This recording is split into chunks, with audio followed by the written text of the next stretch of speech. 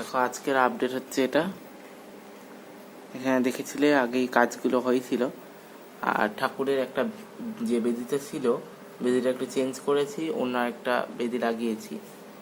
এই যে এই বেদিটা ছিল, এই বেদিটা যেহেতু বাজে মানে ফুটো ফুটো হয়ে গেছে ওই জন্য এটা দিয়েছি। আর এদিকে হচ্ছে এদেরও একটু বেদি চেঞ্জ করেছি।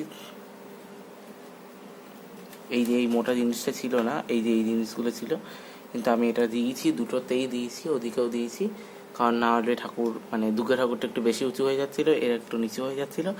এটা দিয়ে উঁচু করেছি। প্লাস দুর্গা ঠাকুরটা যেহেতু এই কাঠামোটার উপর দাঁড়াতে পারছিল না, তাই আমি এই কাঠামোটা আরেকটা বানিয়েছি। আর এদিকে আর আগে যে কাঠামোগুলো ছিল ঠাকুরের সব এইটা হচ্ছে আগের, এদিকেও হচ্ছে এই আগের কাঠামোই রয়েছে। এই যে লক্ষ্মী গণেশ গণেশ দেখেছিলে, কিন্তু মুখটা দেখোনি। মুখটা আগের দিনই লাগিয়েছি কেটে। আর এই স্যুটটা আলাদা রাখা আছে।